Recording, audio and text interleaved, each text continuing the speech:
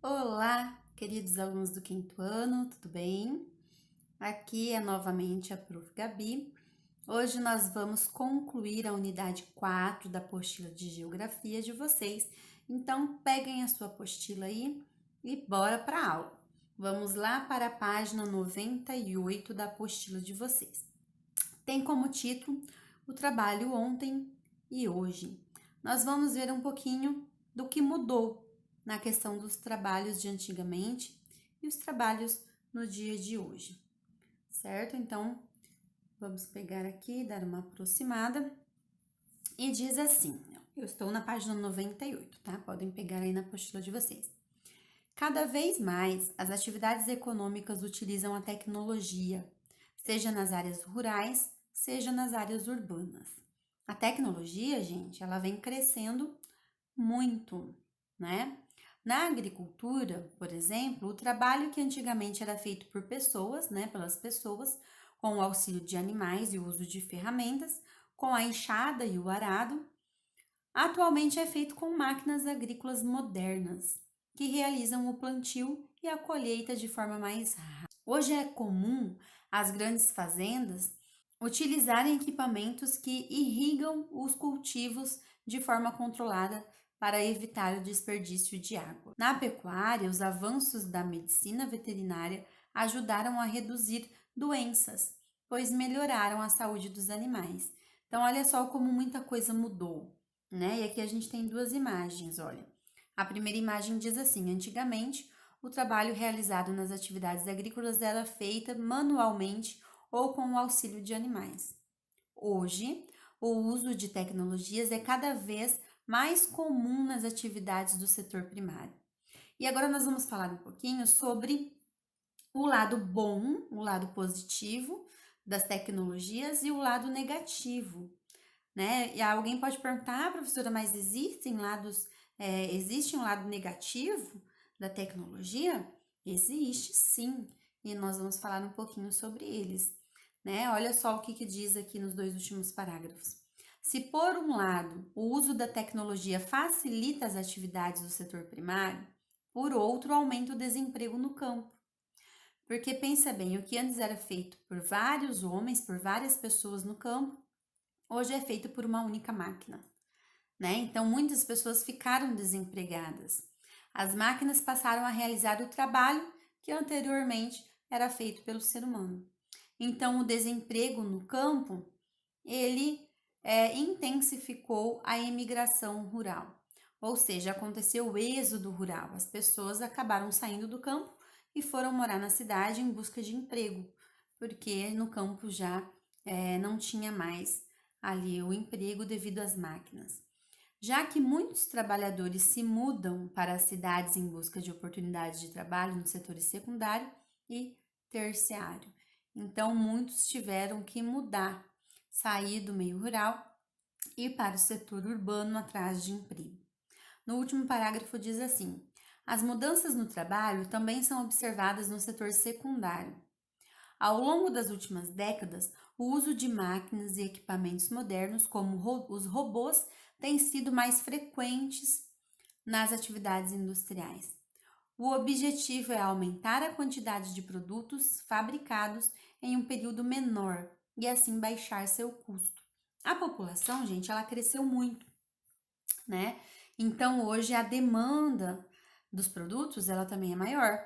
Hoje é produção em massa, tem que produzir muito. E então, por este motivo, as indústrias também preferem a utilização de máquinas e de equipamentos mais modernos, como o uso de robôs. E acaba que as pessoas também são substituídas e acabam perdendo seu emprego, né? Aqui na página 99, nós vamos continuar falando mais um pouquinho sobre isso, né? Que muitos trabalhadores, eles foram substituídos por máquinas modernas e eles tiveram que buscar emprego em outras áreas, em especial nas atividades do setor terciário, que são prestação de serviços. E aqui nós temos exemplo das máquinas e equipamentos modernos utilizados nas atividades industriais. Então, hoje em dia, né, se valoriza mais o maquinário, porque produz mais em menos tempo. No setor terciário, os avanços tecnológicos também têm trazido mudanças para o trabalho. Algumas profissões tornaram-se ultrapassadas ou deixaram de existir nas atividades comerciais e de prestação de serviços. Por outro lado, outras vêm sendo criadas para acompanhar os serviços tecnológicos que ocorrem constantemente em todas as áreas desse setor. Então, né, em todos os setores aí de trabalho houve mudanças devido à tecnologia, né? No setor terciário também houve mudanças, também existiram mudanças. Por exemplo, hoje, para você conseguir um bom emprego, você precisa fazer o quê? Se qualificar. Hoje em dia é muito difícil uma pessoa que não sabe mexer com computadores, né, conseguir um bom emprego em empresas. Por quê? Porque nas empresas, todos os dados da empresa, dados dos clientes estão aonde? Estão ali, no computador, na internet, nos sistemas. Então, nós também precisamos nos adaptar a toda essa tecnologia, né? E aqui nós temos duas fotos para a gente poder analisar. Na primeira foto são funcionários trabalhando em um escritório antigamente. E na segunda foto são funcionários trabalhando em um escritório atualmente. Quais são as diferenças que a gente consegue observar? São muitas. O telefone é bem diferente. E nós podemos observar que na primeira foto as pessoas estão ali com cadernos, lápis, né, papéis, borracha, muitos papéis em cima da mesa. E na segunda foto, caderno, lápis, borracha, todos esses papéis, eles foram substituídos por computadores, né? E aqui nós temos a pergunta: reúna-se com um colega e levante as principais diferenças entre as duas fotografias dos escritórios. Então, vocês vão analisar e vão escrever quais são as diferenças entre elas. Tá bom? Vamos dar continuidade, então, na página 100, que tem como título Distribuição das atividades econômicas no território brasileiro. E ali diz assim: a economia brasileira é muito dinâmica e diversificada, compreendendo atividades dos 3 setores. Essas atividades estão distribuídas em todo o país, porém, algumas se concentram em determinadas regiões. A atividade turística, por exemplo, que pertence ao setor terciário, embora esteja presente em todo o país, é uma atividade recorrente na porção litorânea e atrai turistas brasileiros e até de outros países. Por que na parte litorânea? Porque é a região onde tem as praias brasileiras, né? Então acaba atraindo mais turistas. E essa é uma coisa muito importante de nós estarmos citando, que o clima e a vegetação influenciam na atividade da região. Então, é muito importante aí a gente ressaltar essa questão, que a atividade econômica da região também depende do seu clima e da sua vegetação. No segundo parágrafo diz assim: na região centro-oeste, por sua vez, predominam atividades relacionadas ao setor primário. A agricultura e a pecuária movimentam a maior parte da economia de Goiás, Mato Grosso e Mato Grosso do Sul, né? Então, cada região tem a sua característica própria e também terá a sua atividade econômica específica. E aqui nós temos um mapa que tem como título Brasil, criação de gado bovino no ano de 2017. E ali a gente consegue ver, né? Eles desenharam ali a criação de gado, né? E aonde tem mais o gado ali é onde se concentra a maior parte da criação. E aí embaixo diz assim: embora haja áreas de pastagem em praticamente todo o território brasileiro, grande parte se concentra nos estados da região centro-oeste, né? Então, região centro-oeste, né, também é a região onde nós moramos. A agricultura e a pecuária também são importantes para a economia da região norte, assim como a pesca e o extrativismo vegetal e mineral. Muitas famílias se sustentam com os recursos oferecidos pela floresta amazônica. Então, também a questão da agricultura e pecuária são também importantes na região norte, né? Assim como nós já falamos antes da extração vegetal e mineral e também a pesca.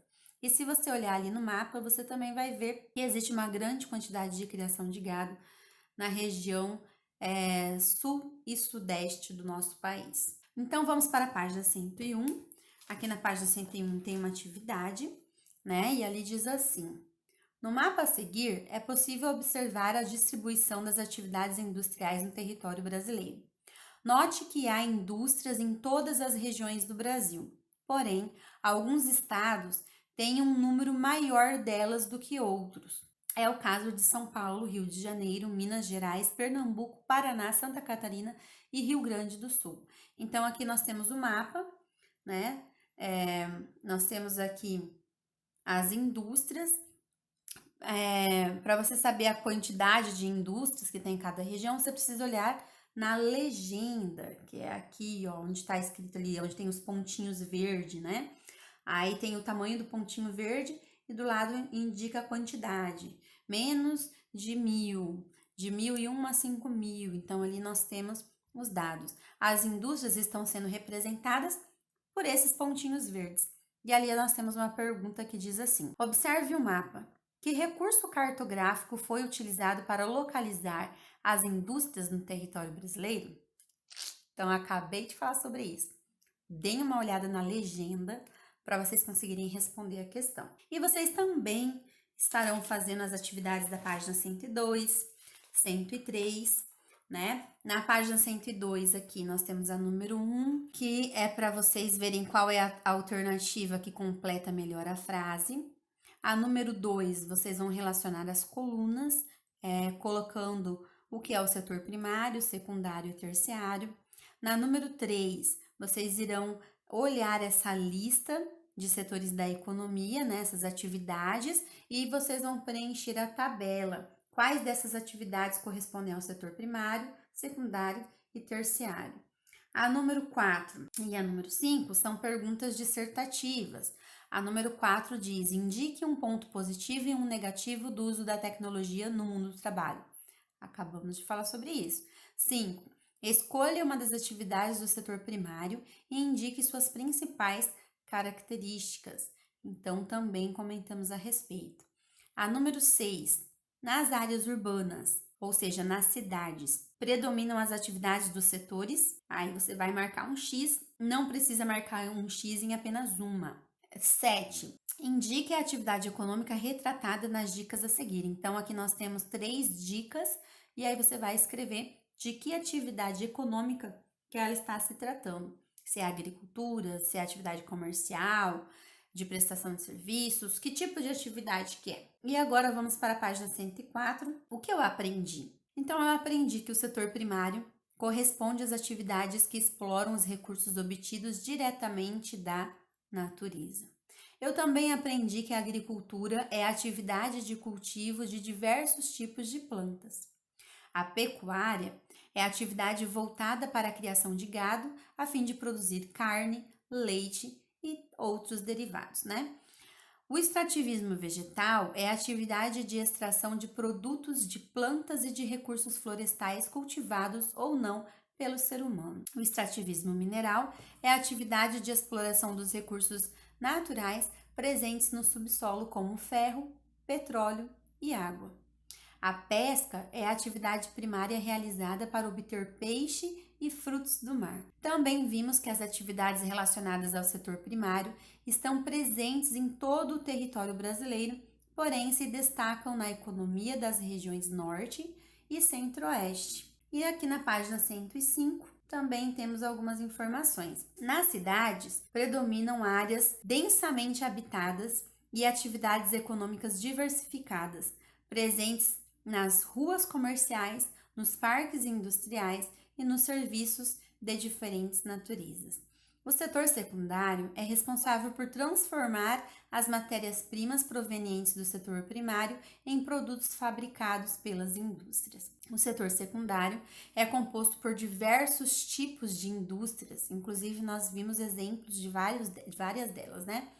O setor terciário é composto por 2 tipos de atividade, comerciais e de prestação de serviços. As mudanças no trabalho são observadas no setor secundário, com o uso cada vez mais frequente de máquinas e equipamentos modernos.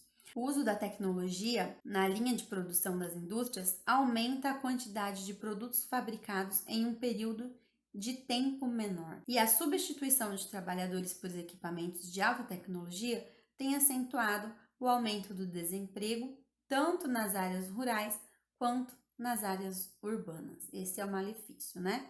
Novas profissões têm surgido, acompanhando o ritmo das inovações tecnológicas que ocorrem constantemente em todas as áreas. Então, se nós pegarmos aqui a página 104 e a página 105, tem muita coisa que nós conseguimos aprender com essa unidade. Prestem bastante atenção, leiam as atividades, certo? E respondam aí da melhor forma. Tchau e até nossa próxima aula.